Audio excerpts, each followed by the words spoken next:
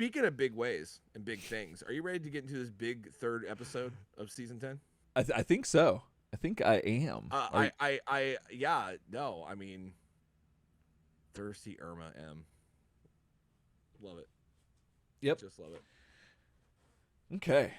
All So, right. You ready? Yeah. Let's do it. All right. It's power of 3. You know what I'm saying? That's all you have to know.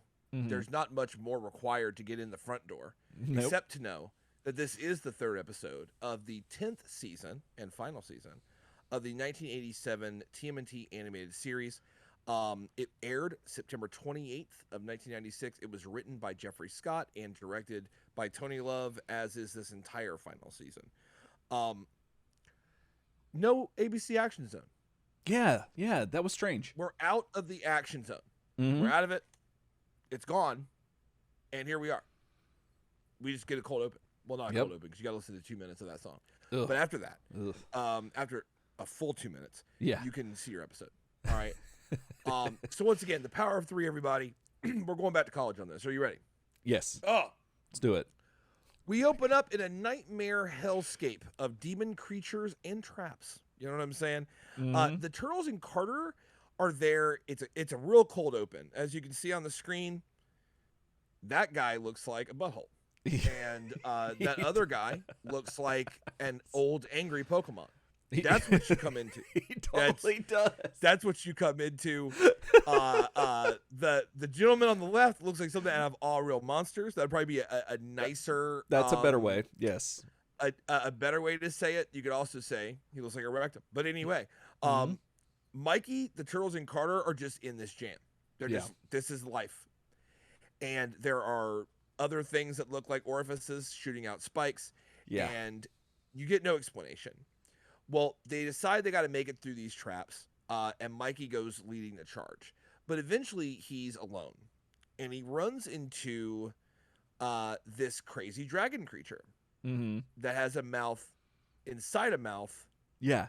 And yeah, see that? Yeah. That's premium. Yeah. That's premium Nightmare Landscape guy. Oh yeah. That's enough to have Mikey try to jump across a chasm, but that doesn't work, and he plummets to his doom. Mm-hmm. Inside the lair. You know what I'm saying? We're back in the lair. Mikey wakes up screaming. The Turtles and Carter are like, dude, and I love this. They kind of walk in casually. They're like, hey, man, it's cool, man. It's a dream, bro. Yeah. And Mikey's like, nah, it felt too real. Like, that felt too real. And they're like, dude, I mean, it's just a dream. And then Mikey just dead ass says, like, I feel like that dream is trying to tell me something. Yep. I think it's trying to tell me we won't make it back from our next battle. Ooh. It's pretty dark. It is pretty dark. That's how you open it up. You open it up to rectum monster, mouth in a mouth. Mouth in a mouth. Fall. Hey, man, it's just a dream. Nah, we're doomed. Just a dream. That's it. But, like, you know what's... That's your first 30 seconds of the show. Right oh, yeah. I forgot. I forgot. This just reminded me. Seeing this, I don't know why. I used to have this like joke about my sister having a mouth within a mouth, and that like it was always like, like what? Yeah. It wasn't enough that you called her Gravedigger. Right. Yeah. You also did that. Okay. Yeah. That for some, but I think it was about like her like stealing like chicken fingers or something. Like I don't know if it was like, I don't think it was anything like inappropriate, but for some reason I don't even remember the genesis. I just remember like talking about like making that joke that she had I would do the whole thing with my hand, and yeah, it was for some reason, and that killed at church camp. You know what I'm saying? So yeah. Nice. But anyway, but later on, she gets you back with that sweet blue balls joke and destroy your face. Oh yeah, totally. It was all leading up to that. Yep. That was her Pikachu. That was Krista's Pikachu moment right there. Mm-hmm. So aboard the Dreadnought, Dregg and Mung are at a fancy table, enjoying a meal. Mung's just pigging out, and they're being waited on by the Bat Dudes. Yeah, they're just like, Bat Dudes keep bringing food, but your boy Dregg is not in the mood for eating, even though he has little courses himself laid out there. Mm-hmm. I always like to imagine that's where like him and High Tech ate. Oh yeah, you know what I'm saying? Yeah. Like, and now it's just a new dude at the table. You know what I'm saying? Like, that could be Dregg's heartless. that could be why he was like adamant about getting the high tech out of there. Not just because he's thinking like ahead. He's like, we're gonna have to eat later. This is gonna be awkward. I only have 2 chairs. Yeah. Gotta do something. Gotta do something. Yeah. I mean, you'd think that those yeah. I just love how like that's a table. I love that like the table has like a weird like concave indention in the middle for no reason, but because but that it's tech. It's tech. It's a tech table, so it can't be completely flat. It has to have like something going on. It does. I bet it's a receptacle for like their garbage. Like they just throw it in there. Like it opens up and you throw the stuff in there. Okay. I think that's probably what it'll be. I'm about that. Yeah. So Mung is not in the Dregg is not in the whining and dining mood.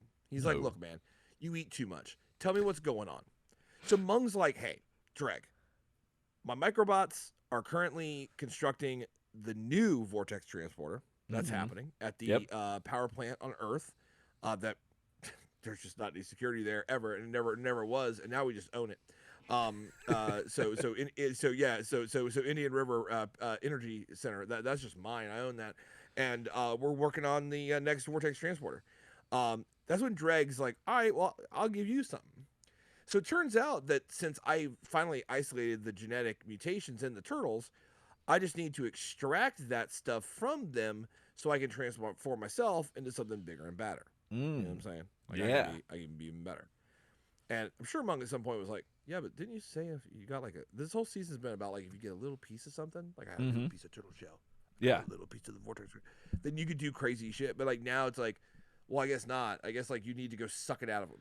Yeah. But Mung's like, cool, we can work on that. So I love the conversation here though, because then after that Mung's like, oh yeah, that's cool, man. Oh, by the way, he's like eating in the middle of it. I actually really like this scene. He's like, by the way, man, so I met a couple cats in Dimension X, man. Their names were Shardak and Krem? No. It was Shredder and Krang.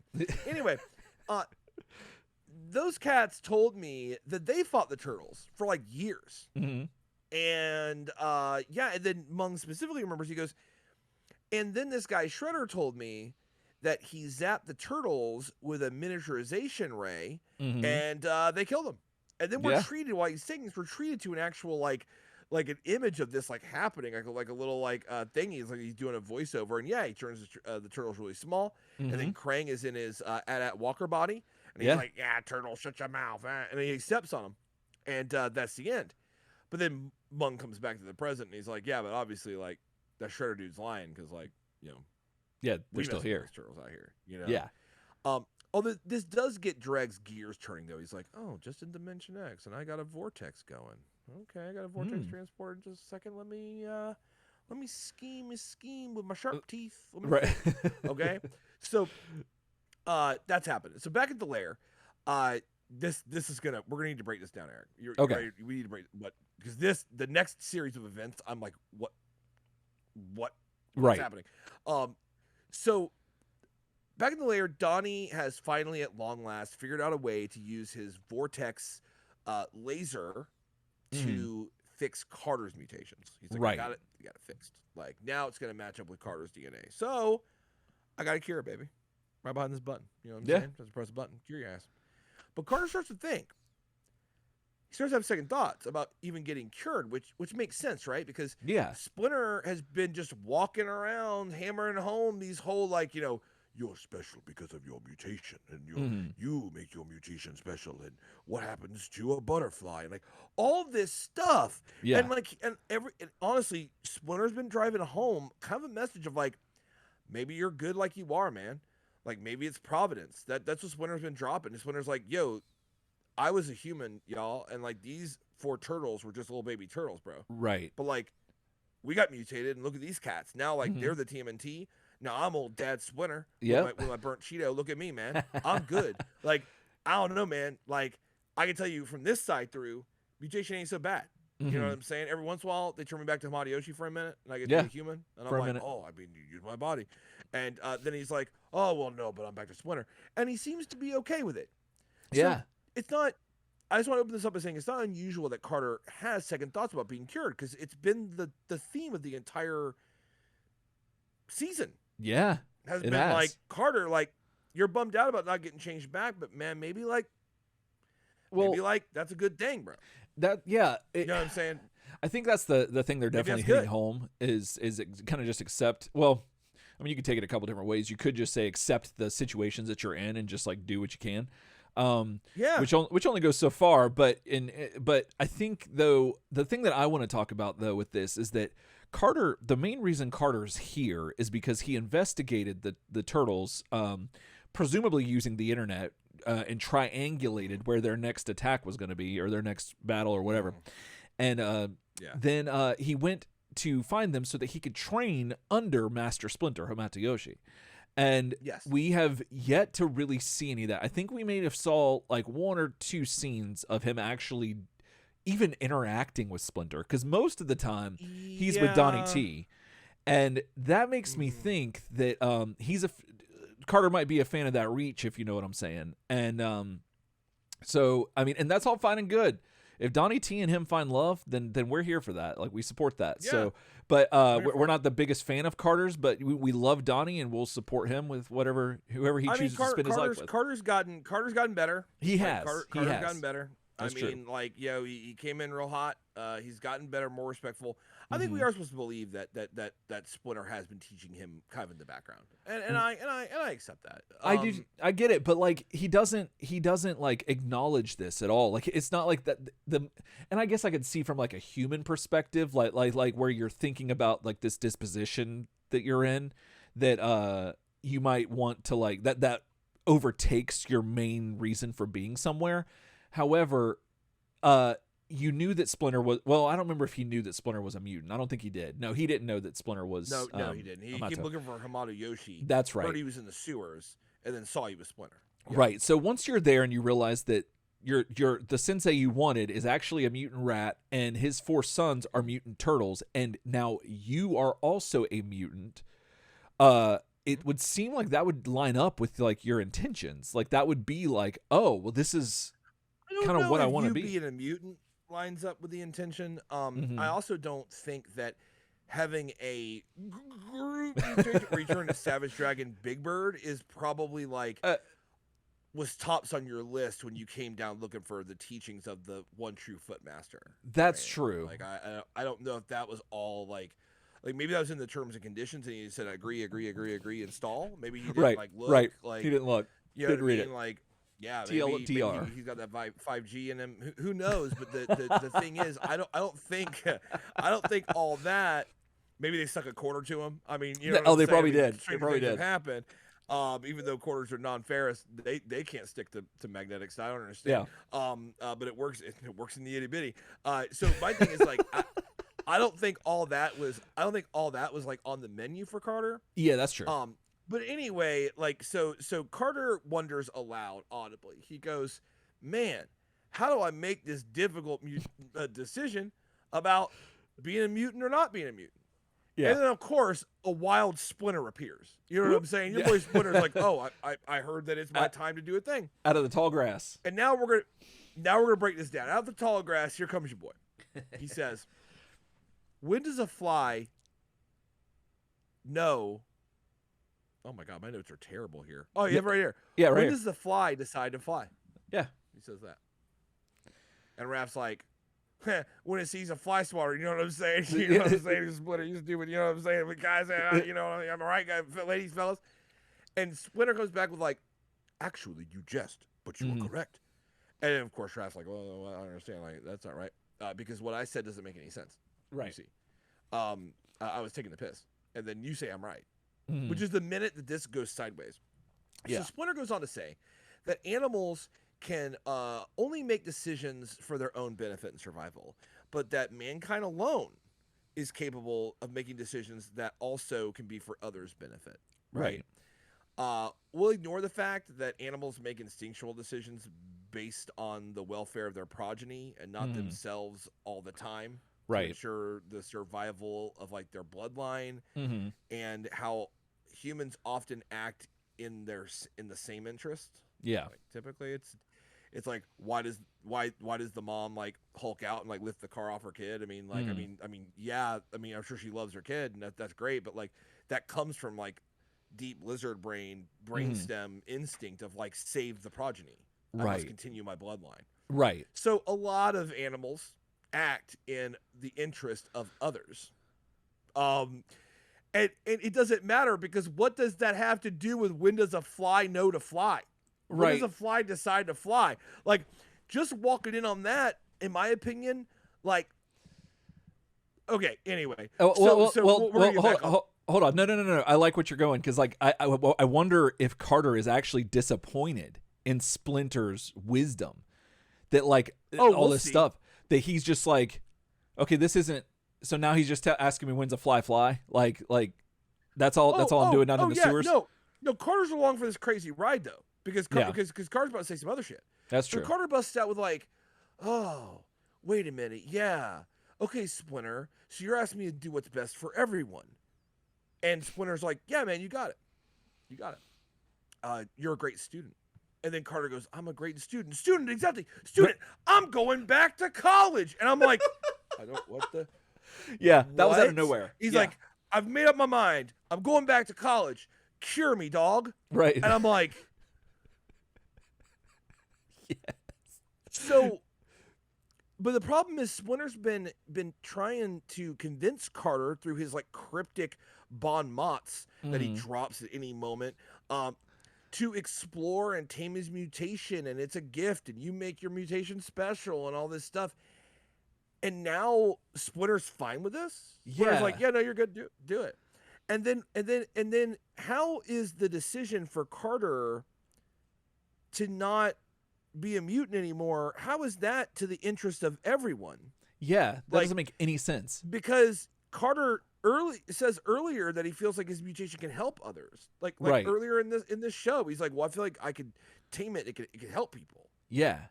And then I'm left with the thought of like, well, then how did we get from when does a fly decide to fly when it sees a fly swatter all the way to I'm going back to college, fix me, dog. And Splinter's like, "You're a genius." Yeah. I'm yeah. like, I don't get it because like So- didn't I Carter just don't. Yeah, it wasn't Carter's whole thing Eric, too? I watched this scene like 4 times. Yeah. Okay. Like, I good. watched this sequence 4 times. So I'm like, maybe it's one of those things. You know, sometimes like you swing so high intellectually, like a little Yeah. bit. You're like, let me get you get all whatever that the old ass Keanu Reeves like confused a meme about it. You're like, Mhm. you Right. know, you get all like that about it because you're trying to look too deep. But then a lot of times like what's going on is actually just like right in front of your face. Yeah. You know what I yeah. mean? It's like obviously like, well, no, like think like a child. Okay, here's how he got there. Yeah. I don't see how. I don't either. I think that wasn't Carter's whole thing about going to college was to learn more about how to reverse the mutations for Leo. Well, the thing is that okay, if that's how it was, that's fine. But the thing is that Donnie just figured out how to cure you. So what makes you think he's not going to be able to cure Leonardo? Like, it stands to reason that just keep going in this direction and it will be fine. But yeah, no, I don't get it either. I just don't know, when does a fly decide to fly?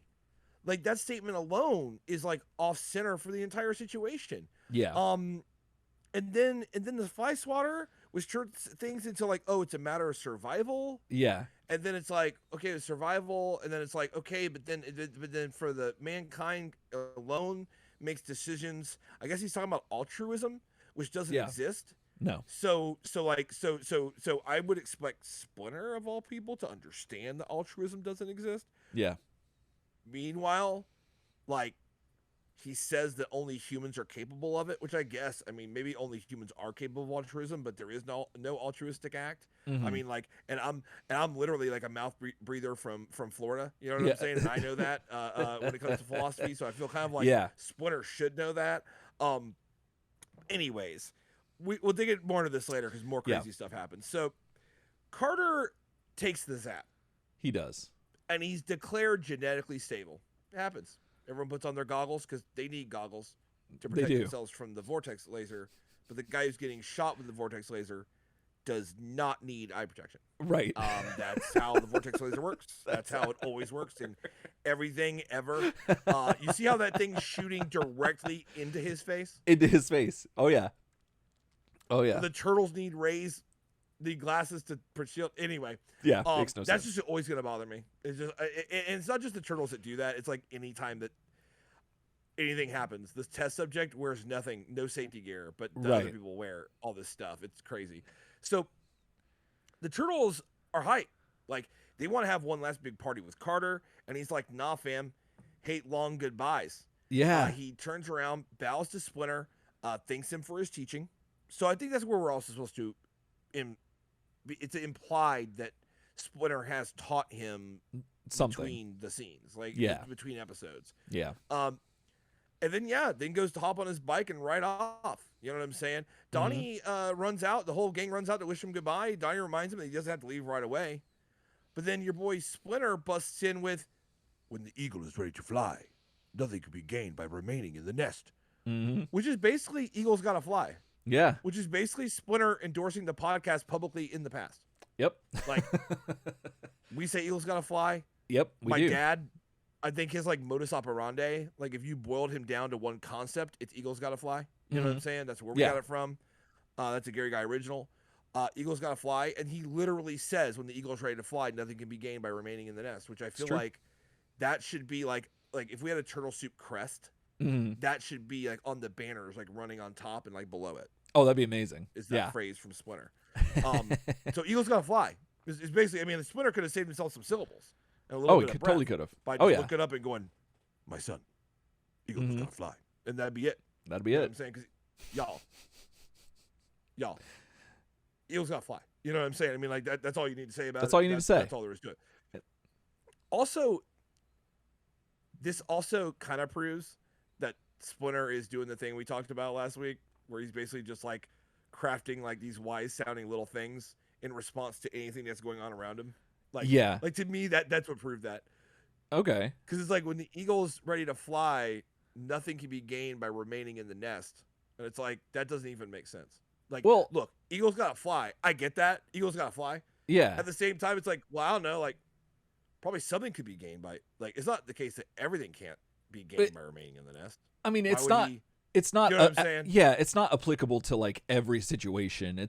But I mean, I guess the sentiment is that just that he's learned everything he's had to learn here, and so now he's ready to go. But we know that that's probably not true. That he could probably learn a lot more. That's but absolutely not true. But I guess absolutely when the turtles aren't done learning, and they've been learning their whole lives. Right, but Splinter the turtles still rolls in and teaches them stuff.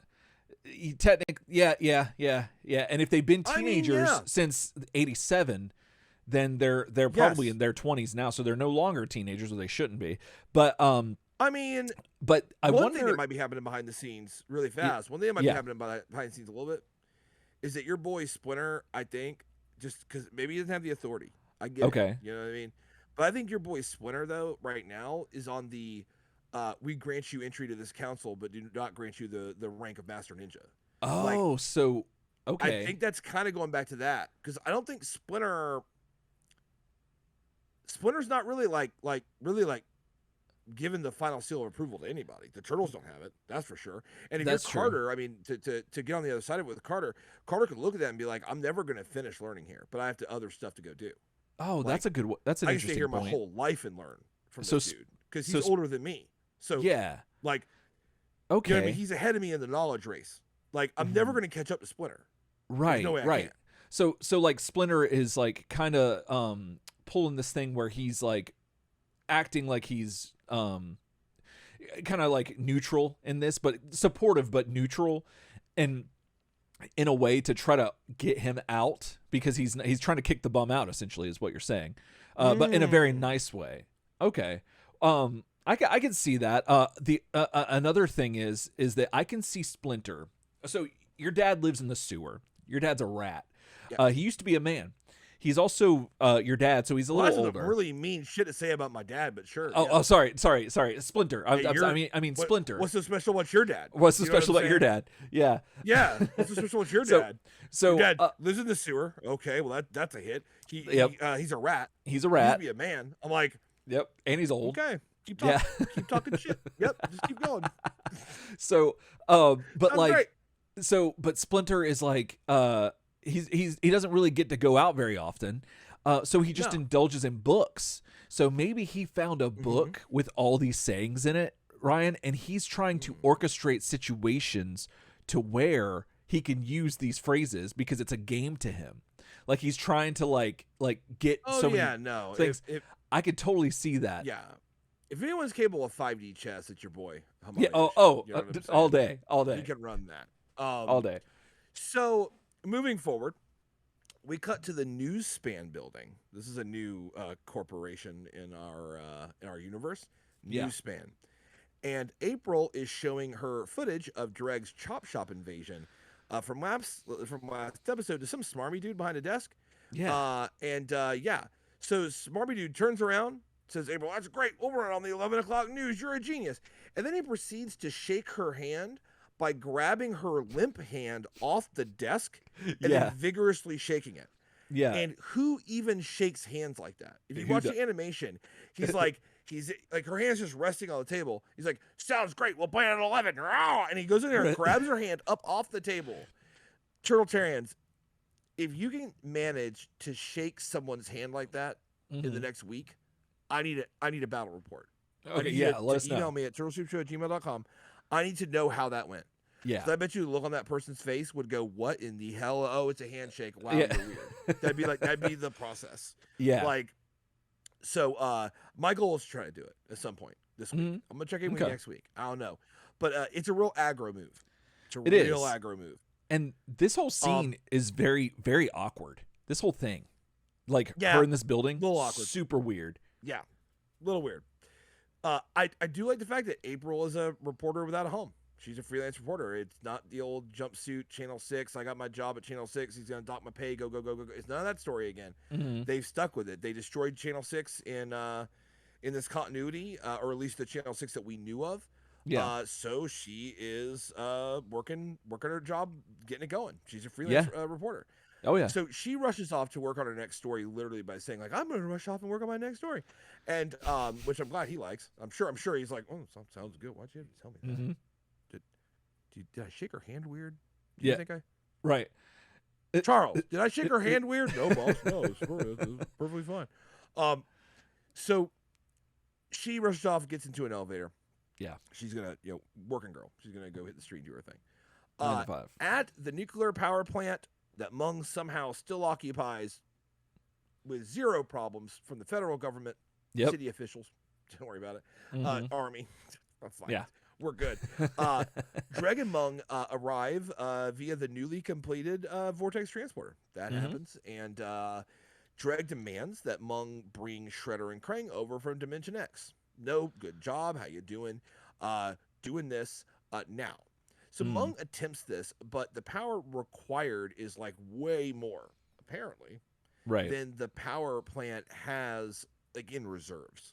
So he has to deprive the city of a ridiculous amount of power, billions of watts. That's what it costs. Yep, it's a lot. That's the price to pay. It is. So paying the gold price to get Shredder and Krang here. You know what I'm saying? So, if you played a drinking game, for every time I said "know what I'm saying," you'd just be dead now. Dude, you know what's weird? That you say that. I think I was talking to my mom this weekend, and I realized I had said "know what I'm saying" so many times, and I wonder if that's like where we've synced up again, and we're just saying that, and it's a thing. Like, I think when the show, I don't know if it was the show, but I do know whenever I was working in radio, like my first jobs, they were like, "You got to stop saying nice. You got to stop saying nice." Like, I just kept saying nice all the time. And so it's very strange how we find ourselves in these like these loops. Where'd you work? Like AM 6969?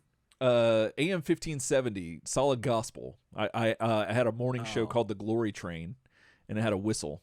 Well, and choo choo. The nice joke, you say 6969. So every time you're like, "Hey, what's up? This is Eric Crosby, the AM 6969." Nice. You ever say nice. nice? Oh, I see what you're saying now. Yes, you know what yes. I'm saying? The 6969. The 6969. Yeah, because it's the two numbers. They look alike, but they're upside down. Yeah, I get it. That's the joke, what's right? that mean? I don't understand. Why do people say nice? I don't get Cool nice. Number. Right. Yeah, I don't understand. Maybe I don't Like even understand. numbers. So what? You know what I'm saying? Why can't it be 70? Know what I'm saying? It's just one more. It's just one more, and it's an even number. I love Yeah, even right, numbers. I right. hate odd numbers. Those aren't nice to me. Odd numbers not. suck. That's just true. And if you like odd numbers, then I'm gonna fight you. Odd numbers suck, they're especially bad. 69. Yes, Nice. nice. I Okay, mean, there we go. It's the We only did it. dinner for two. Oh my goodness. So we're rolling up. So we gotta divert power. You know what I'm saying? Because we don't have enough in the Unicorn. He already asked for all the plutonium, and like there's just no plutonium there except for the shitty little bits they have in the reactor. He probably at some point realizes, probably in between episodes, he's like, wait a minute, so it's uranium. I get it. Okay, it's a mistake. Anyways, I need that power. So in them streets, we realize that April is on an elevator down, and the power is being drained like one thing, one building at a time. Yeah. Everyone in the elevator gets scared because the power goes out. Your girl April's got that flashlight though, so it's just like, Yeah. she's ready to go, and she's like, "Look, it's fine because like it's just an elevator, man. But like if the power goes out, like we're good. It ain't gonna fall. But don't worry, because it falls. It does falls. immediately. And in the animation, it is clearly shown to have several completely loose cables just flapping in the breeze. Yeah. This will confuse you later. Like it confused me when this gets resolved without April being, smashed to bits. Right. So Carter, he's just riding his bike through the city. He's on his way to college, I guess. I don't know what he's doing. Mm-hmm. And maybe back to that sweet diner he was hanging out at. Could be. Last episode when he was trying to figure out Leo. He's like, I gotta go back to that diner, man. They got some steak and eggs. I gotta go get that before I go to college. He's riding his bike through the city and he sees all the power getting turned off, and he's like, really like, what? I don't understand. Right next to him, he witnesses a city bus and what I assume is a trolley of some sort. Does New York have trolleys? You've been to New York. I haven't. Does New York have trolleys like San Francisco does? Not that I don't know of that. Not that I saw. At least I don't think. I know that I think Boston has some similar things that aren't necessarily trolleys, but they're more subway cars that go above and below ground. But like elevated trains. I know about like L's and I know about subways. But a trolley, as depicted in this animated series, is very specific. Yeah, we have them in Ybor City, but like that's that's about the closest thing that I can think of that where I've been that they've had them. But yeah, it's still very strange because it also looks like that they're out in the like away from the city a little bit, or at least like it gets that far eventually. And so I'm like, well, how? Yeah, well, I mean, yeah, how does that happen? So yeah, I have a lot of questions. So either way though, there's a massive collision from the event. You know what I'm saying? This sends the trolley careening off just out of the city, just on a way out. And Carter hops onto it to save the day. But we don't know how yet. So back in the lair, the turtles are like, who turned out the lights? Because it's all dark. Donnie finds the flashlight. And turns out power's out throughout the whole city. They figure this out pretty quickly. Then Leo's like, well, good thing because we're standing in a bunch of water. And they realize you're like knee deep in water. And Donnie's like, oh yeah, that's because the city's wastewater pumps aren't working. So that's not good. That's not good at all. And it's causing the sewer to flood. So the Turtles and Splinter are like, ooh, I read that writing on the wall. That means I need to GTFO. And they try to get out, but turns out, guess what? They get flushed away. They do. Too much water. It just happens. It happens. Back at the power plant, Shredder and Krang materialized instantly. And it's awesome. Yep. And I never thought, honestly, I would ever be happy to see them again. Right. But here we are. Here we are. Yeah, I'm excited. I'm looking forward to this. Like it's been a nice reprieve. And they don't disappoint. Yeah, not at all. Glad to see him again. Well, and we have a lot to talk about. We do. They come back. I think they disappoint in one very particular way, but we'll talk about it. There's a way that you and I have discussed before the show that they do disappoint. Yes, but we'll get there where it goes. You know what I'm saying? It's like, they can't all be California girls. You know what I'm saying? Like, so we're good. So but they materialize, but then like it's weird because you're like, oh, dude, but then they do this whole other sequence. Where, Yeah. like, then you have to wait, and then you get to see Shredder and Krang actually do stuff. So it's really weird. It's very strange. Back in them streets, the transportation complete. The power that does belong to these buildings gets sent right back to the buildings, and yeah, the elevator arrives safely at the ground floor. Yeah. Broken cables aren't a problem anymore. Nope. We're good.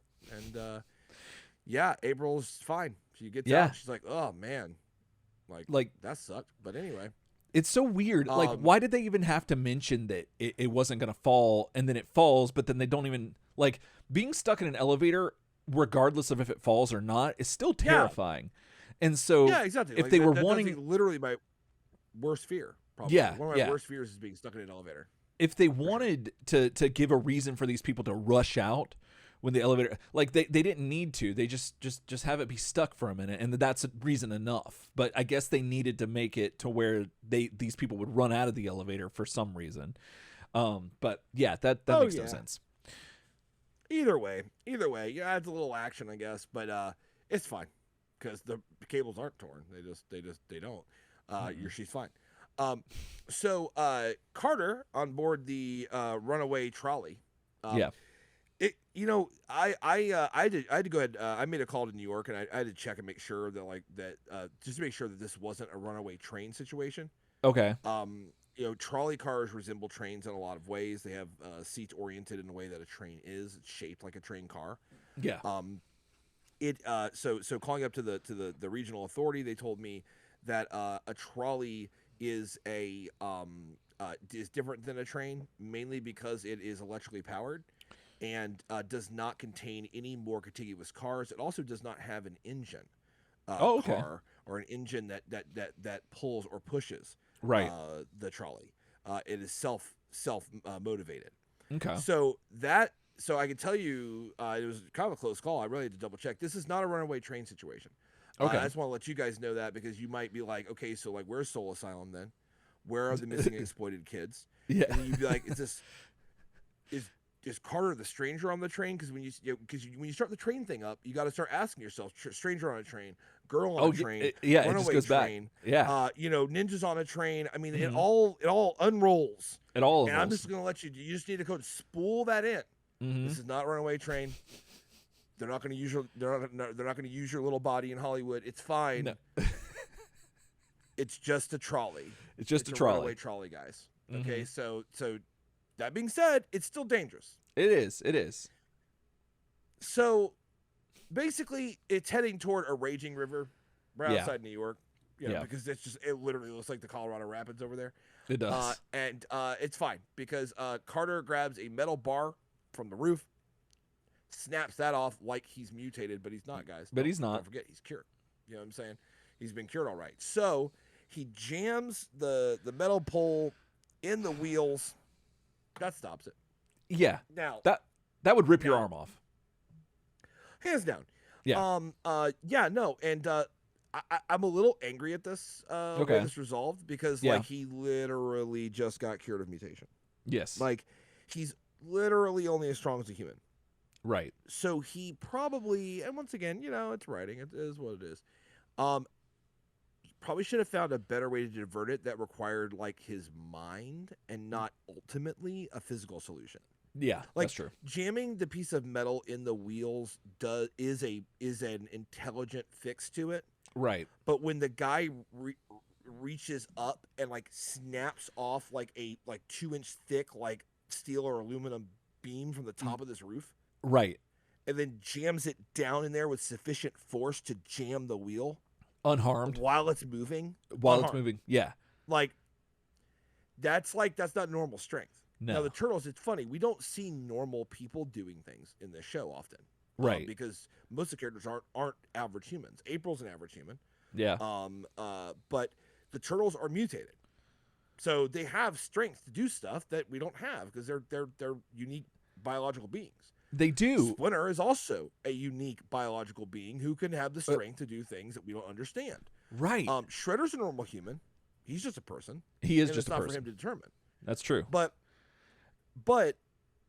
he also is like a specimen Yes. like a specimen of like a prototypical, like the highest evolution of humanity. Yeah. I Like buy that because he's been training his entire life. Like, I mean, hard training, right. like to do things. Carter comes in as like the rough street kid.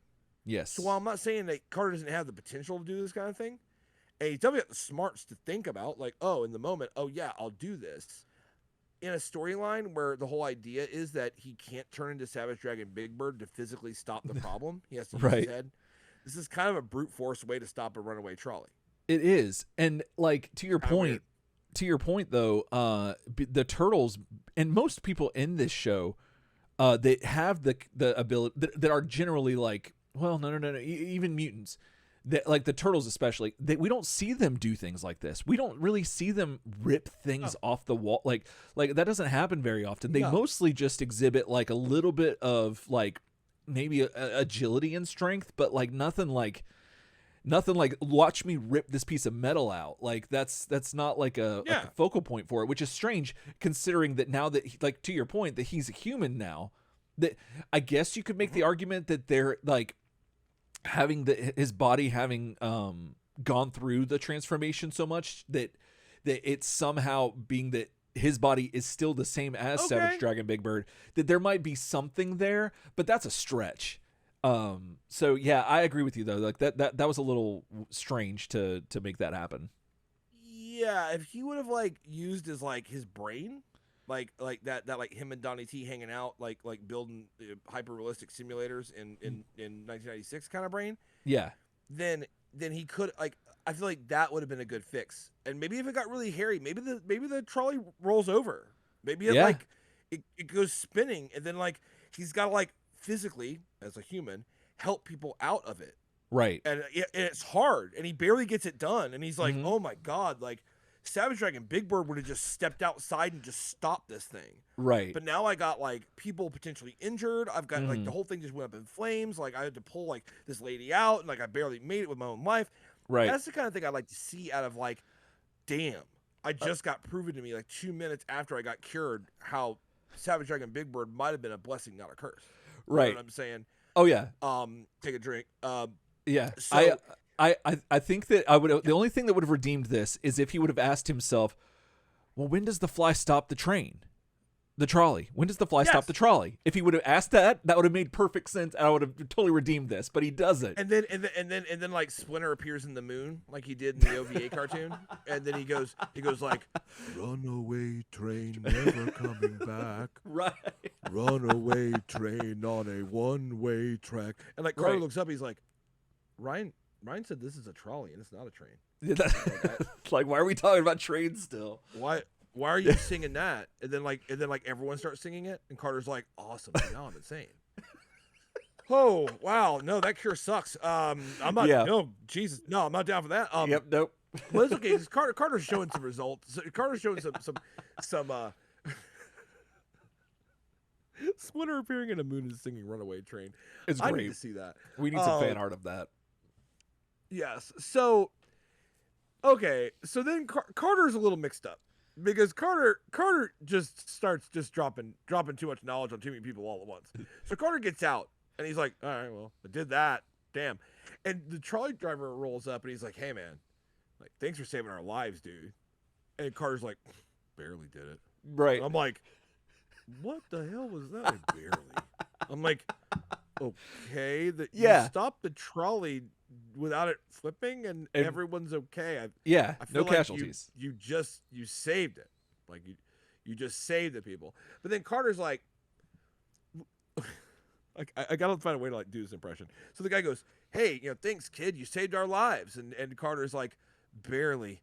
I wonder if my mutation was more of a blessing than a curse. He doesn't wait for the guy to walk away. Like, no. The trolley is 100% earshot. The trolley is just the trolley driver is just turning around. He's like, all right, yeah. So, and then like, he's like, well, I wonder, like, as loud as he can, he's like, I wonder if my mutation was more of a blessing than a curse. Yeah.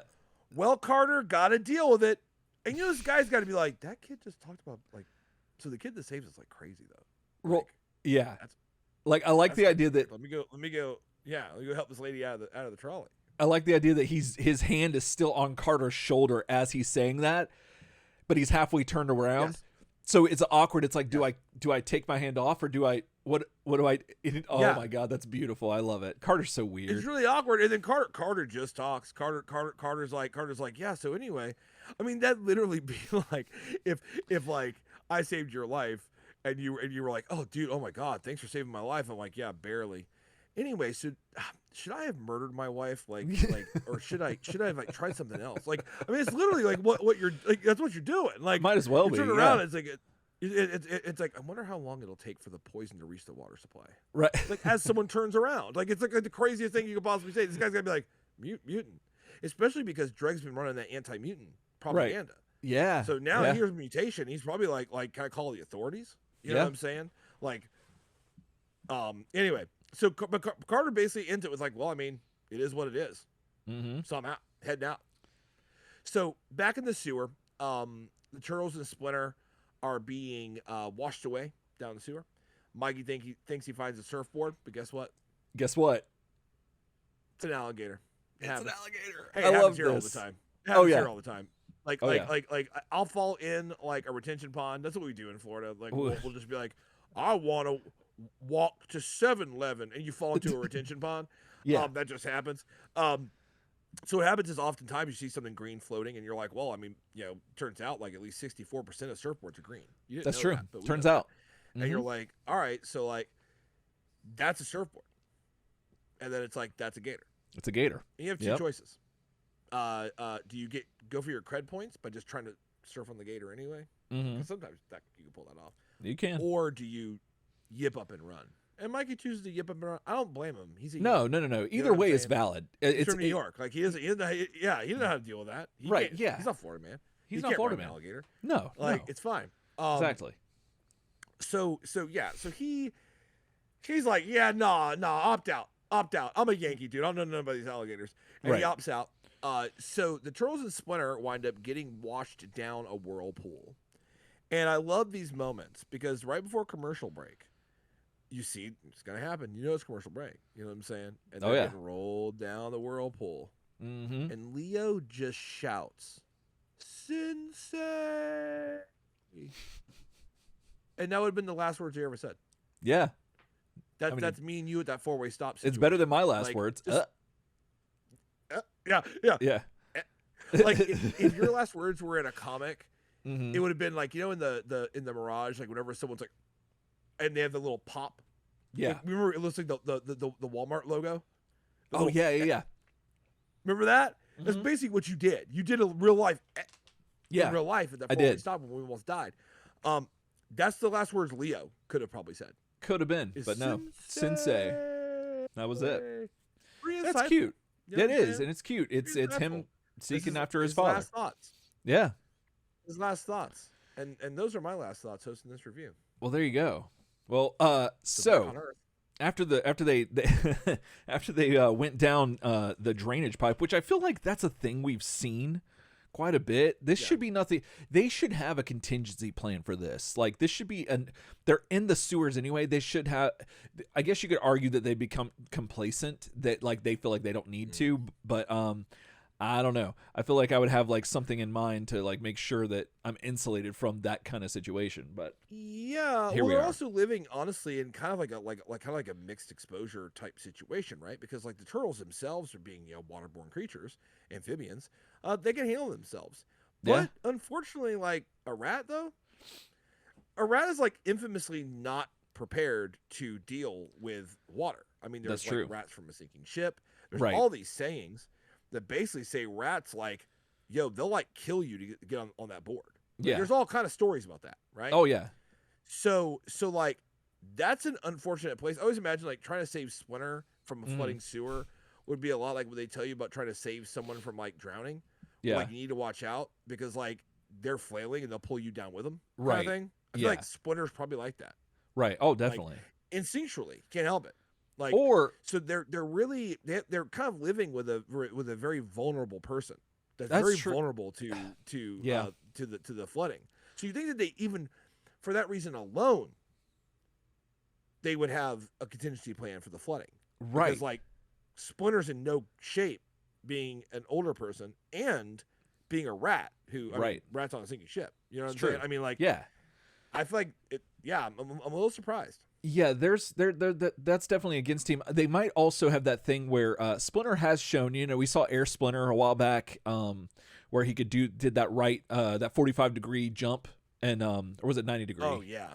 Whatever. He did that weird jump, and so he's shown signs of being like still agile and still doing some stuff. But I mean, sometimes you can have that kind of agility out of nowhere, and then still be like, with a hurt back or whatnot. But yeah, I don't know. It's strange. But what else is strange, Ryan, is that I never thought, again, that we'd see Shredder and Krang, but they are here now, like fully on. They are here now. They are back, like in the flesh, and the not the doughy android flesh, but the walker flesh and the Shredder flesh, if you will. And I, like we said a little bit ago, like I've never thought I'd be excited to see these two in this cartoon. Oh yeah. Again, I was so sick of them whenever they left, and it was like hallelujah, and now that we've had Dregg for a little while, riddance to bad garbage. Precisely, it's literally what he said. I literally said that, and but now here they are, and I'm really geeked out about it. But let's set the stage. So we're back at Dregg's transport base. And him and Mung have successfully transported Shredder and Krang from Dimension X. Now, William E. Martin returns to voice the Shredder, Ryan, and this is not the first time we've heard his voice of the Shredder, but it took me by surprise. In season 8. Yep. Yeah, once I had to go back and read because it sounds so foreign to me. Now, granted, we are familiar with the James Avery version of Shredder. Like, that is, like, James Avery, hands down. James Avery is Bay. Yeah. And I remember clearly noticing a little bit of a difference in season 8. A little different, right? No James Avery, but that Martin did a pretty good job.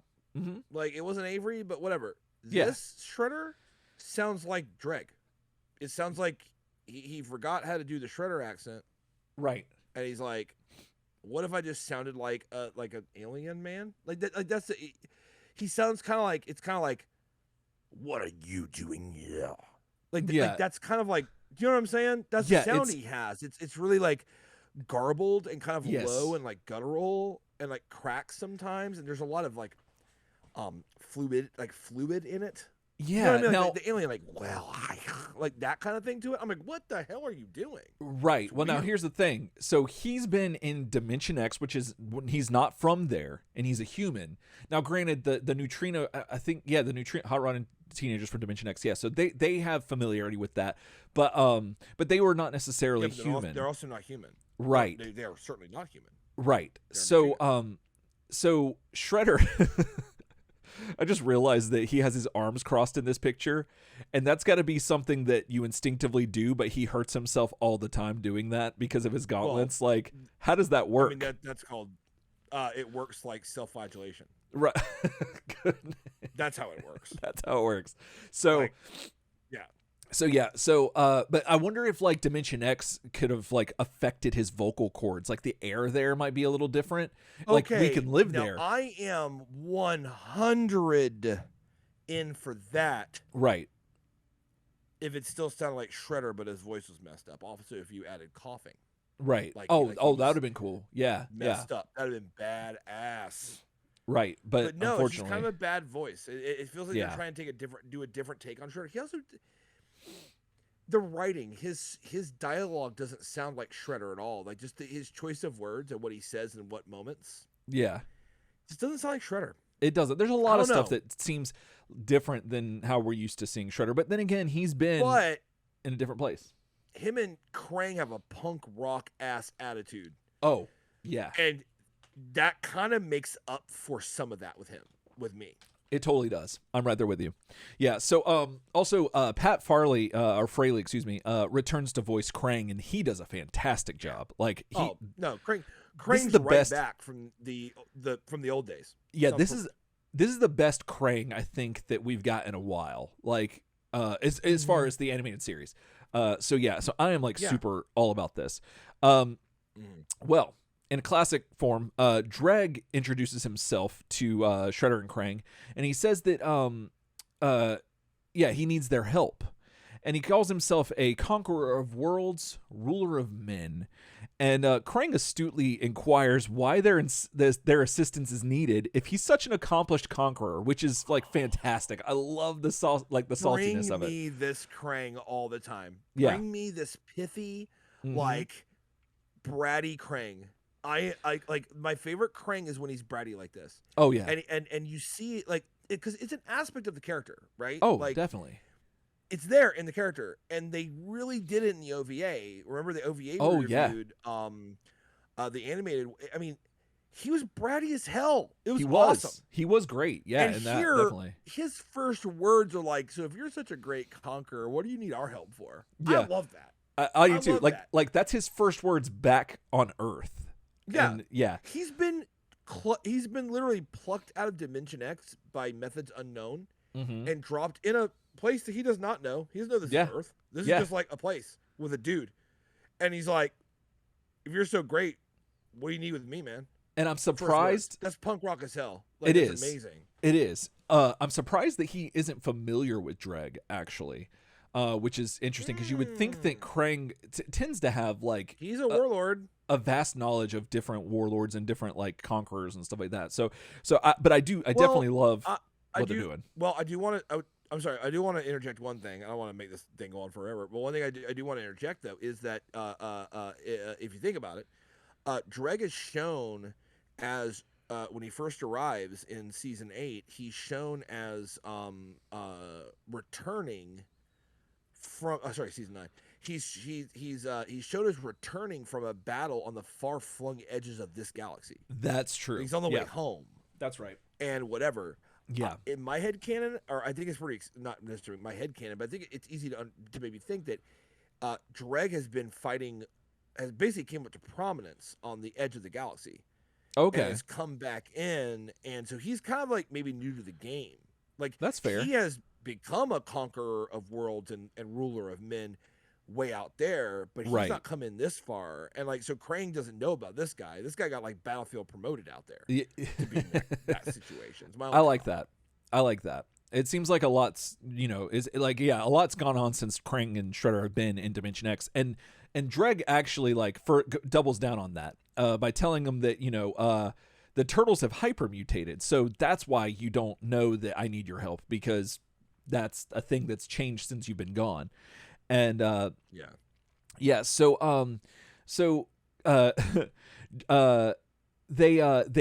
is trying to broker this deal with them and like trying to get them to partner up. And Shredder naturally asks what consequence is there if we decline? Like what if we say no? And this is something like I love animated choices and things that they choose to animate and what they choose not to and what they choose to say and all that stuff. So Krang and Shredder ask, what are the consequences if we refuse? Mung's red Batman then flick a switch on their guns, and it's just a close-up of this click on the gun. And it, I guess that apparently switches from goo to laser. And this makes and this is where Shredder's just like, okay, all right. But it makes me wonder, so Shredder and Krang, they're like, okay, we don't have any choice. Like, we're gonna have to do something. And they choose to decide to start kicking ass, which is fantastic. I don't know. I love seeing them actually do action scenes that aren't just like run and gun kind of stuff. And they put Shredder right here. He's drop kicking Dregg. I love it. And but it makes me wonder though, if they hadn't switched from goo from goo to laser, if that would have made them stay. You know what I'm saying? Like, they might have been okay with the goo. I don't know. Have a lot of questions about that. I don't know, man. I think that Shredder and Krang were way too punk rock for this whole thing. Absolutely. So you think that their decision was made long before they saw the gun switch to the different ammo? Okay, that's fair. I think the minute they're like, "Who's this Joker?" He's like, "Conqueror of worlds." We're not playing with this guy. This guy sucks. So Okay. Well, one way or the other, they end up they let us know vocally like that they're not having this, and physically as well, and so they start fighting. They start shooting Krang, and I just died laughing at this. Krang gets shot in the head, and he it's like, and he's in his dome walker thing. And he says, "Laser proof plastic, loser," and he's like pointing at it. Oh my goodness, I love that so much. Like I oh, it's so like, that's amazing. Like him calling people a loser and just being so braggadocious about this stuff, just cracking me up. So then Ryan, something happened that we're gonna have to talk about a little bit as we go through a little bit more. Because Shredder does something. Now, I don't recall him doing this previously that much. I know he's done it, but I don't know if it's just like at the day and age that we're in that I'm like aware of this. But Shredder ends up getting Mung from behind, and he's grabbing him. Now, if this was the only instance of this in this episode, I wouldn't have thought anything of it. But we see more of this later. However, like this just seems very weird and inappropriate and unnecessary for a man. Yeah, boy's a little grabby. He's a little grabby. Now, I guess I could try to new drink this by saying that because he has the blades on his hands and arms, that like getting in close proximity with somebody might make them think twice before like struggling to get away, as opposed to I just have a gun on your back. That could be an argument to be made, but like I think Shredder might have been a little lonely because Krang has just been in that body and he's not been in a humanoid body. So I don't know. Just putting that out there. So, and again, in more of their punk rockness, Shredder and Krang are like backing out and they're like, "Nice to meet you, Dregg Conqueror, in your dreams." And they end up running away. They like throw Mung down and like they take off. So back in the sewers. In the flooded sewers, the turtles make their way down a drainage pipe, a bunch of waterfalls. It's just like a whole scene of them just falling. Yeah. And eventually they exit the sewer, and the sewer system to the outside world, and it's still red skies, so everything looks very strange outside. And they start talking and making jokes and figuring out where they're at, and then they realize that they're along the coast or the beach or whatever, and they're like, "Well, oh snap, we got to find Splinter. Like we gotta go find Splinter." And of course, yeah, that's what they gotta do. It's strange that they all didn't go out the same like thing, like that's kind of odd, but or at least like from what we could see, but nevertheless, we get back to them streets, Ryan, back on them streets. Our boys Shredder and Krang, and they are like hot footing it just through the alleys and whatnot. And they're talking about how like, oh, this is exciting. That Dregg gave us another chance. Like we can actually like stop the turtles and do what we want to do. Like this is fantastic. And they're like kind of overjoyed in a way by this new like lease on their attempted world domination. And yeah. And then, but like they have to deal with Dregg first. Like that's the thing. They want to destroy the turtles, but they got to deal with Dregg first. And they're talking about this, and it just so happens that Mung is flying around in some other ship that he's like blasting at him, and just like just laying all this fire down. Yeah, he just started blasting, and so they're like running, ducking, and covering, and all this stuff, and he chases them down a street, and people are freaking out. Shredder, he then like specifically like pulls out his gun, and it's super tiny at this point. It looks like a little bit bigger than a handgun. And he blasts this satellite off a like building. I don't think it showed what happened or why, but he just did it. And there's that. So at this point, we see April O'Neil after all that.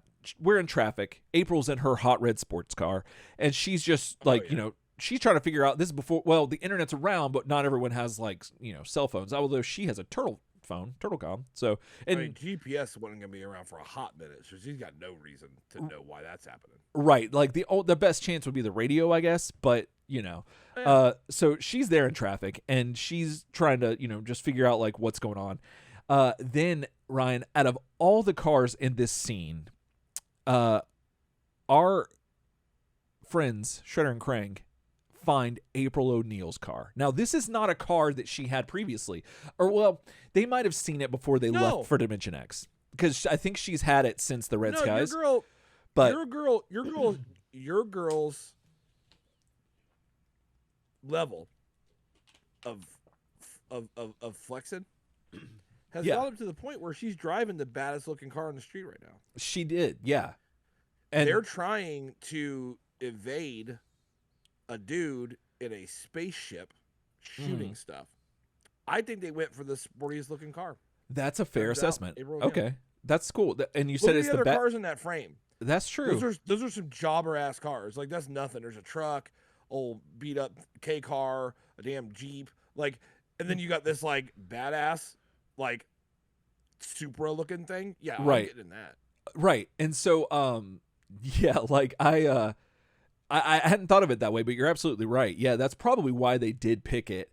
But the more I look at this picture, this is a 2-door, not a 4-door. It is a 2-door. And this, but we'll get to that in a second. So yeah, so they end up picking up, like, they run to her car. And this is the cutest thing I've ever seen. So Shredder opens the door for Krang and lets Krang get in on the passenger side like a gentleman. Like a gentleman. And he runs around the back and gets in on the driver's side. However, like we just mentioned, I love it.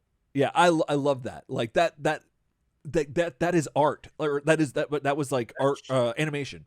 That happened. That shows you that between Shredder and Krang, the thrill ain't gone. The thrilling. That home fire is burning. It is, and I love that. Like, that's not us spinning this. That's not like a director's cut. Like, no, that's like dead ass what happens. Like, you watch it yourself. And so they jump in, and April's just like, Shredder and Krang. And so yeah, she Shredder tells her to get driving. He's like, just no, nice to see you or whatever. He's just like, no, just start driving. And April says that I've retired from the stop the supervillain from conquering the world business, so I'm not gonna. And then at that point, we have Mung come through and blast the tiniest hole in her window, and to which Shredder starts blasting out of. But then April decides to take off and somehow gets out of the traffic jam and makes her way to a less traffic jammed area of New York. And so. Yeah, but anyway, that's just, yeah, that little hole is just cracking me up too. But at this point, April grabs the turtle comm and she's like, okay, I'll call the guys. And we've been saying this, if you're just now joining us, April has been reluctant to be a part of the turtles' lives for like most of this season, if not like all of the Red Skies. Like, it's been making that way. She's changing her brand. She is. You know what I mean? That's all there is to it. And so so she grabs the turtle comm. Then we cut back to the beach, or the wherever the outlet of all this waterfalls, sewage lines, whatever. And the turtles are still looking for Splinter. And Leo's yelling in a pipe, and a rat comes out and it scares the shit out of him. But eventually, they find Splinter right next to the pipe that they're yelling into, and he's just sitting there, Ryan. He's just sitting on a rock. So now he probably... It's like, got him. I'm alive. Yep. That's exactly what he did. And so... Surprise. Yeah. So he's just sitting there, legs crossed, and just meditating and just chilling. Like, no need to worry. He was fine the whole time. And, yeah, so at this point, the turtles are, like, hearing voices. And it turns out it's April whispering while driving away from a spaceship that's shooting at her with two supervillains, and one of them is an actual extraterrestrial in the car, and she's driving and she's whispering on the turtle comm that is looking kind of sort of at her face, that she's trying to get the guy's attention. Well, they eventually realize it's the comm, and she's like, hey, we're in trouble. And Shredder's actually like, yeah, no, you're in a great deal of trouble. And as he grabs the turtle comm and is like speaking to the turtles. I loved that so much. And it's so tiny in his hand right here, though, which is a little weird, but yeah. Yeah, he is, he's telling him that, yeah, I've got April. We're driving around. Like, she's in a lot of trouble. Bye, guys. And just hangs up on the turtles. And the turtles are like, oh snap, we got to go save April. So like we got to go. So Splinter's like, yeah, just go ahead and go. So they run up to the streets and they're like, we gotta find a way to get to her, and they don't have the turtle van near them or whatever. No. So they decide to whistle for a cab, and I think this is the first time that we've seen a Ninja Turtle whistle, if I'm not mistaken, Ryan. At least this way. If you know of another way that we've seen the turtles whistle, let us know, turtlesoupshow@gmail.com or in the comments below or whatever. But yeah, I think this is the first time we've seen this happen. And so a cab pulls up, and it's this blonde cab driver, and he is like not wanting to get these dudes in the car. He's not wanting to let them in, but they insist. They get in, and they take off. Well, at this point, Dregg is like they catch up with April and not Dregg, Mung, and yeah, so they're following, but then Mung is blasting. He's still blasting. He never stopped, and this dude starts changing the charge on the on the fare. That's the word. Thank you. On the cab, and they're like, "What's this about?" He's like, "There's a surcharge for ambulance services, especially when it's for me." And yeah, that $200. Yep. And so, it went up to 400. Is that what it was, or 200? No. It's 200 to start with. 200 to start with. Okay, and then yeah, for the ambulance service. Right. So goodness, and then Shredder. I can't get over this, Ryan. This whole Shredder shooting out a window at Mung and stuff is just cracking me up. But anyway, along the way, they're driving around. They're trying. April's freaking out. Everyone's freaking out. They're all driving, and so April, Shredder, and Krang are still in the red car, and they're going. Mung is ahead. Turtle's in the cab. The turtles catch up to him, like I said. And Shredder starts shooting the hood off the cab of the car. He moves it from Mung, and he starts going towards the turtles. And the cab driver ups the charge again to $1,000. Then Leo and Raph jump out of the cab and onto the hood of April's car. And here it still looks like it's just a two-door car. So I don't know if it should be big enough for them to have two full Ninja Turtles on there, but who knows? So Shredder continues to try and blast them from inside the car, but Leo cuts his his blaster in half and says, I'm canceling your blaster permit. At this point, Raph falls off, but he's caught by Mikey and Don in the cab. But he falls off because Shredder uses his gauntlet to cut through the roof of April's car, which is amazing. Well, it shouldn't be amazing, but it is because we very rarely, we probably see it a lot more than I think, but it's still notable, at least to me, seeing him use that, one of his main weapons. Shredder was trying to play Cobra Commander for a lot of this show. Yeah. And not do the dirty work himself. You know right. what I'm saying? So it's nice to see him out in the field using that. It's badass. Absolutely. Thank you. That's a perfect way of saying it. And so, so Raph gets spooked by that, and he's like, oh, snap, that's going to hurt. So I'm going to jump off the roof of this car. The Don and Mike catch him. And then that's still going on. We cut back to Dregg's ship. And Dregg is talking to Mung, who is giving him coordinates for where the turtles are and what's going on. And so while Dregg's doing this, he's getting everything set up for the transporter. Fighting's still happening, and one of the coolest fight scenes that I think we've seen in Turtles history is Shredder and Leonardo fighting on the hood of this car, or the roof of this car. The roof. Yeah. No, I love that. Yeah, I thought it was fantastic. And so the animation shows us that they're about to head toward a blockade, there's some road work happening. And thankfully, they get transported right before it hits, right before they fall off the edge. So, Ryan, we end up in Dregg's. See, it's weird because it showed the ship, but I think that might have been Mung's ship that we showed just a second ago. Because Dregg, it's at the plant where the vortex transporter is. The vortex transporter is at the plant. So, because I wasn't too sure what ship Dregg was flying, Mung was flying. It was a little confusing. However, nevertheless. Now that Dregg has the coordinates, he uses the vortex transporter to transport the Turtles, April, Shredder, Krang, and their vehicles and the cab driver to where he's at. And somehow, when we last saw Shredder, he was on the roof fighting with Leonardo of April's car. And now, Ryan, he is in the passenger seat, fully buckled up. Buckled in. With Krang in the back. No, I mean, click it or ticket. Click it or ticket. This was like, what? Like, where did he... First of all, why? Why would he do this? When did he have time? Like somehow, like the time it took. I love how huge Shredder is in this shot. And I love absolutely how he looks like a high school kid who does not want to get driven to school. Oh, like, he totally does. I love everything he totally about does. This domestic image of like Shredder, Krang, and April all buckled into April's car.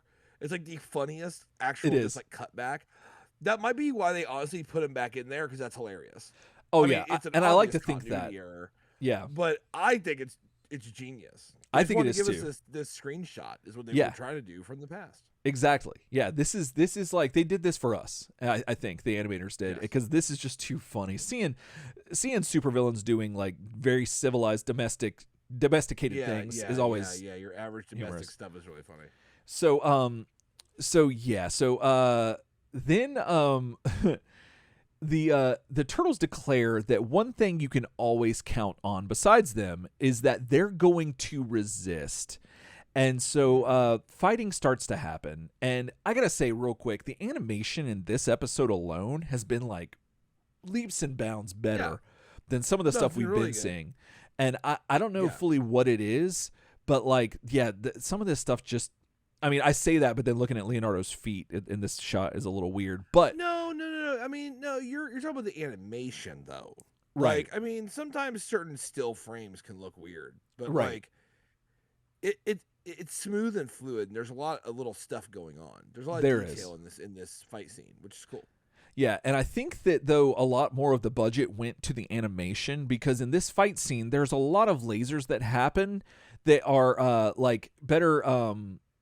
They're heard and not seen, and like we have April who grabs a gun and she starts blasting and she ends up hitting her car and that's a whole thing, and then the cab driver gets spooked eventually, and then he takes off. Like he just leaves. Like I think the car's still there, but he leaves.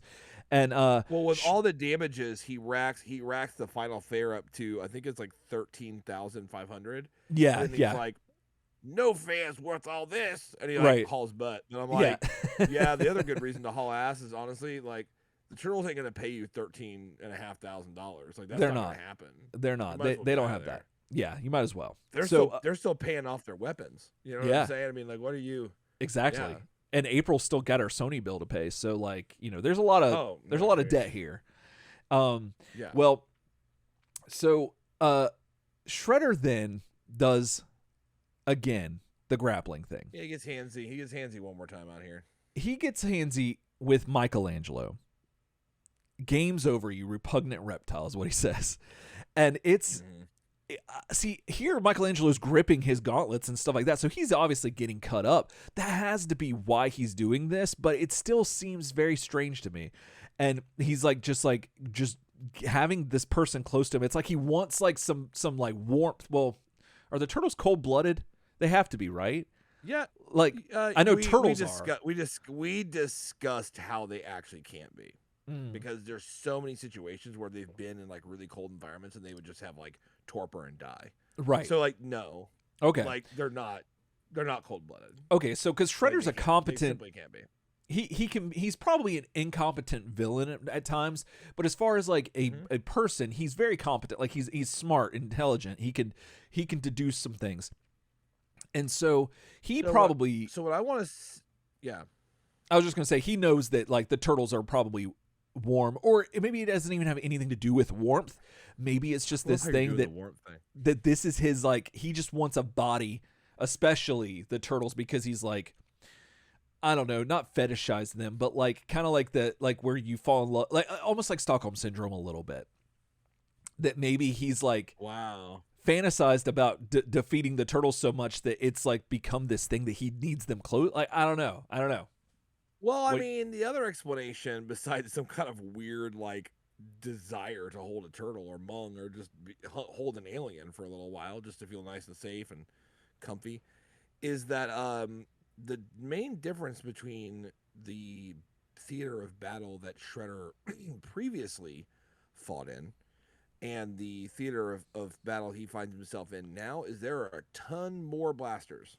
There's a ton more Batmen shooting guns everywhere. Okay. And I think he's looking for body armor.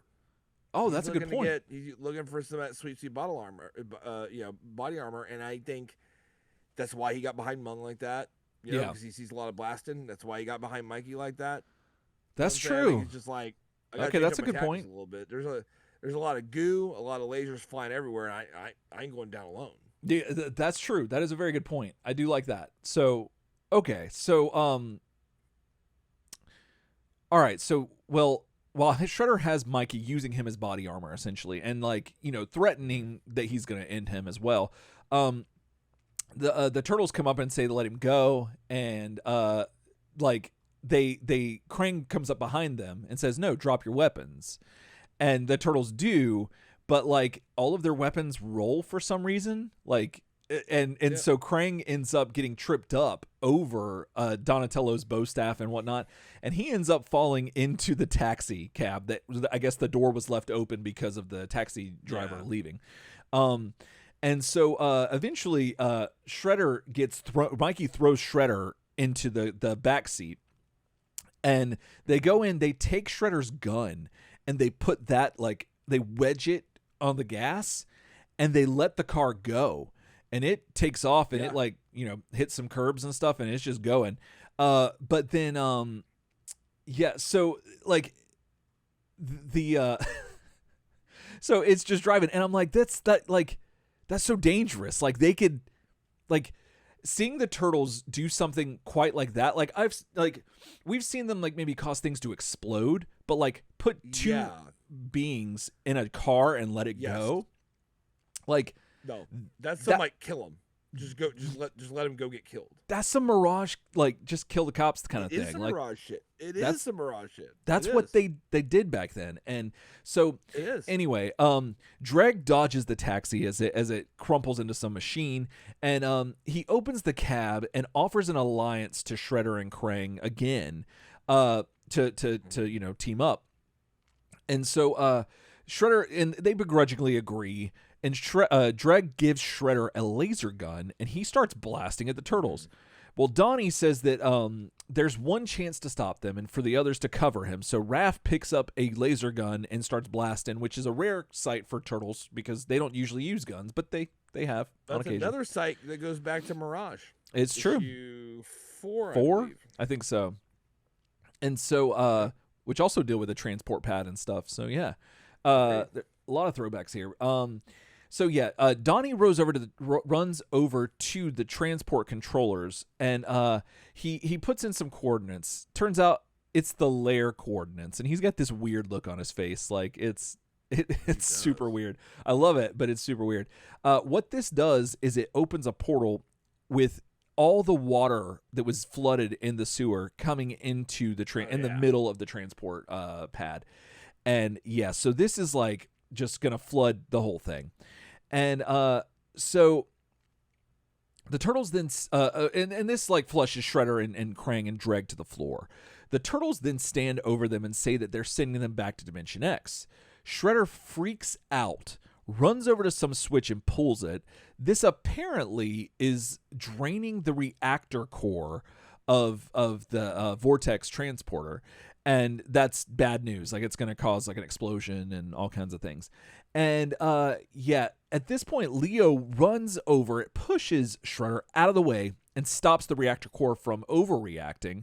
However, Shredder, again, Ryan, grabs our boy in blue, Leonardo, gets him and pulls him right in there. Just right up close. No wiggle room. Tight. Just in it. Flexing his muscle against his cheek. It's just very sensual. And Shredder then does this and says for the others to lay down their weapons. We see that this happens, and then we see that the turtles and April are tied to some post, and that Shredder and Krang are on the transport mat.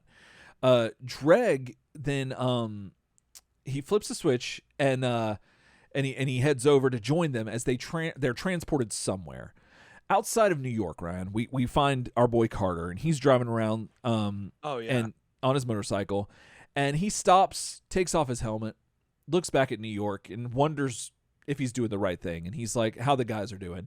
And he says something that is like, I think, what we've all been saying this whole time is they were fine before him. They're going to be fine without him. They were fine before him, and they'll do fine without him. Precisely. And so, then he puts his helmet back on and continues on his way.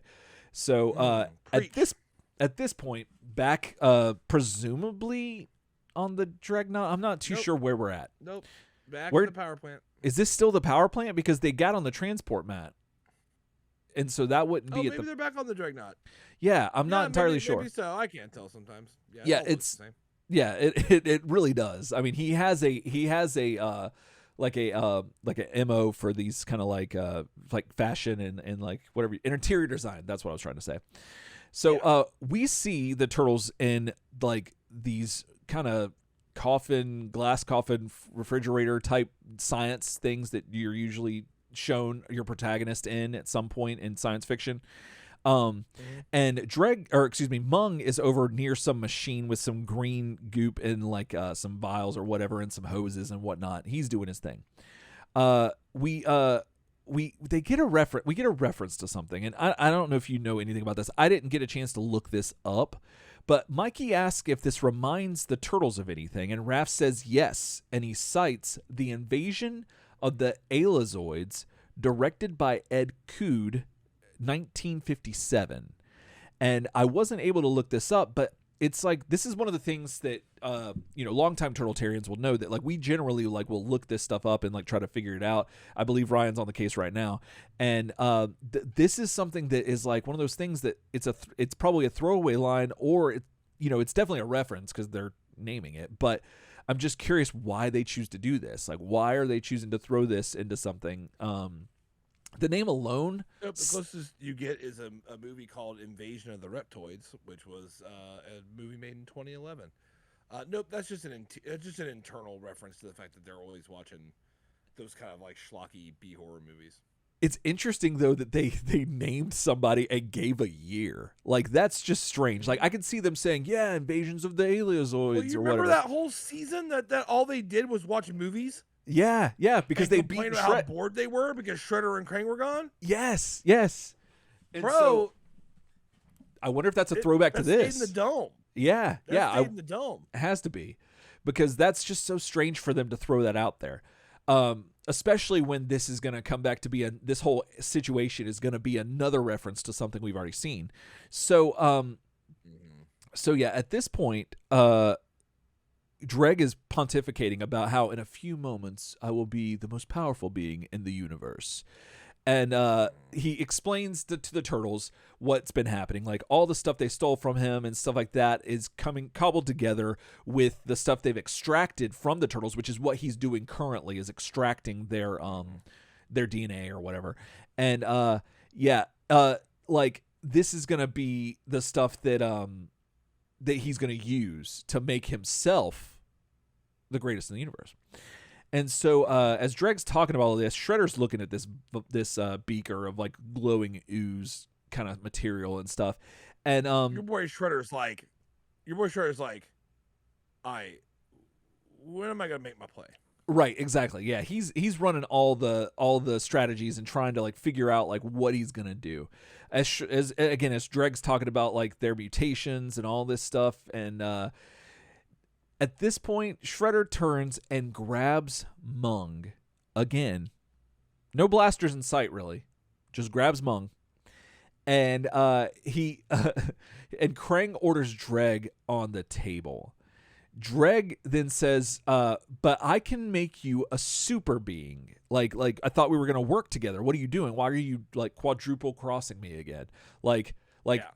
I can make you a super being." And Krang just flat out says, "We don't need you for that, Dregg." Like, yeah, they've been making super beings like for like 10 years.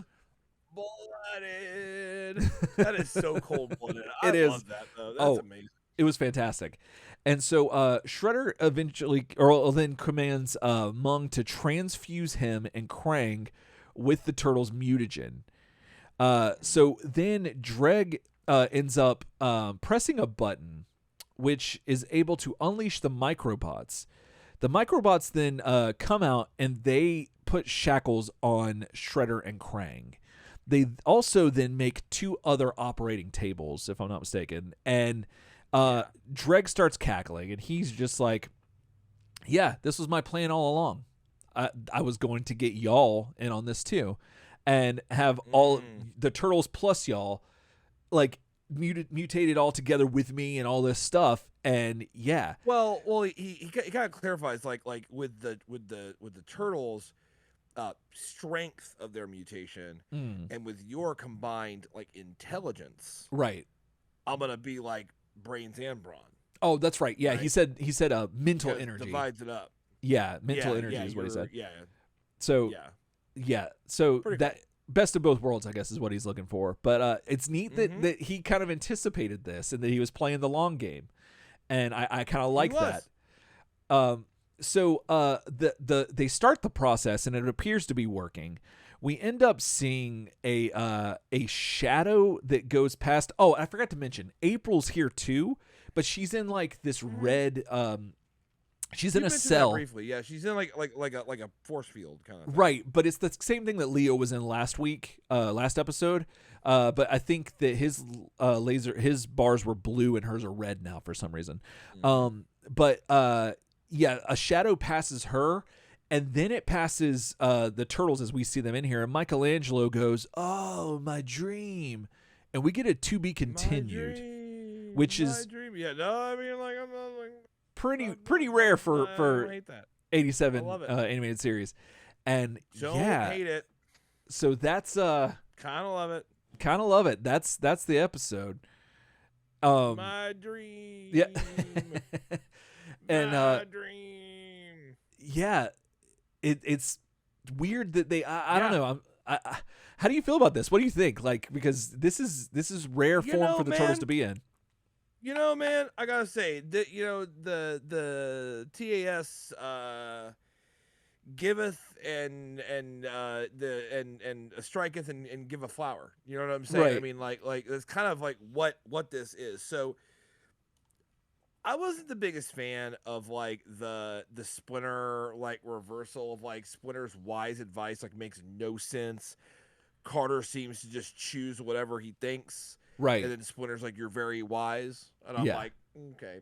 But you've been pointing toward like, no, like keep your mutation. You're blessed. I want to get rid of it. Sounds great. Right. That was kind of weird. All this like talk about like altruism. I'm like, Splinter, you gotta be smarter than that.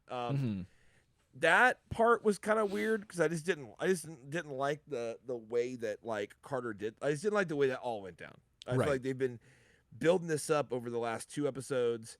It's the kind of the hard open of the 3rd episode, and you're gonna cure him, but you do it with this like faulty logic that makes no sense, that no one's operating under anything like that makes logical sense, and then they just do it. Outside of that, and like Shredder's like kind of like crabby voice, like that kind of pulled me out of it for him. I kind of loved everything else about this. I love the fact that they open up with the dream. And then he's like, yeah, Mike, he's like, I told you. Yeah. This is like my dream. I'm like, I like that a lot. As you guys know, longtime listeners, my absolute 100% favorite episode of the TMNT animated series was a dream episode. Yeah. So like, I'm about bringing that back in. I love Shredder and Krang. I love the brattiness. I love their punk rock attitude. Love it to death. I love that it shows they're absolutely incapable of being compatible with another alpha. They're like, no. Yeah, just no, not gonna happen. Like, even when like it looks like they could play the long game with Dregg, where they're kind of like, let him like mutate, let him kill the turtles. He's gonna kill the turtles, and then he might mutate himself into something powerful, and maybe we can fight him then. I don't know, man. Like, right? They're like, no, like we just can't like tolerate. Yeah, no. This conqueror of worlds, ruler of men, dude. We can't. I can't tolerate it anymore. Right. And yeah, I liked everything else about it. Like besides that little funky thing with Carter, Yeah. Yeah, and no. honestly, it's everything involving Carter in this Yeah. episode to me is like not so hot. But the rest, good stuff. Oh yeah, yeah, I agree. Carter is the weak point, and he pretty much has been. He's gotten better, but like at Yeah. the same time, I'm right there with you. I think that he is the weakest link, if you will. The to be continued is pretty neat. Like I'm pretty interested in that. I'm still curious what the power of 3 was. I don't know which 3, because that's the title of the episode. I'm curious if they meant like Dregg, Krang, and Shredder, but then there's Mung. So what about him? But like, was it Shredder, Krang, and April? Like maybe that. I don't know. I'm interested to see where that's going to come into play. But Same.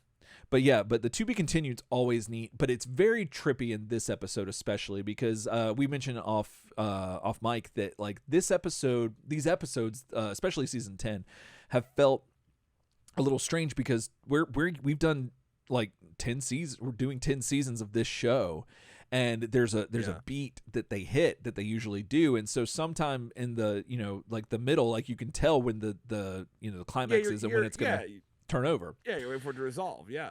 But like with these contiguous seasons, my brain still hasn't processed that that's a different formula, and that like, so I'm thinking stuff happens sooner or late. Like I can't get a firm grasp on like when we're doing the notes, like when certain things happen, like as I would have in a regular episode, because it's pretty linear. But with this, well, we're so used to like the beats and how it works, and here it's like nah, like it's right. just opened up. Right, and with it being contiguous, like it doesn't have to follow a lot of the same beats, like to reintroduce everything from the start back at 1. Brian McKnight it doesn't have to do that. So that was kind of tripping me up this episode a little bit, but I loved all the punk rock stuff with Shredder and Krang. That was fantastic, and April still being like she was wanting a change in her life, like. I love it, but it's I wish they would kind of talk a little bit more about it. Maybe get the Turtles' thoughts on it, but like have them like have some apprehension about contacting April if they do, but they don't seem to. So I'd like to see a little bit of that. But other than that, I was pretty happy with this and really excited to see where these next couple episodes are going to go. Because I think we got 5 more. Is that right? Because this was 3 and there's 8. So yeah, I think we got 5 more episodes. So yeah, that's not too many. So there you go. Not too many.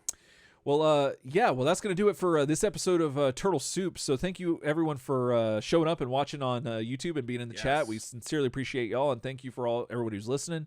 We couldn't do this without y'all, and but we really want to know what y'all think. Are you still liking Carter? Is Carter do you want to go to college? When does a listener email? When does a listener decide to email? We need to know this. Oh.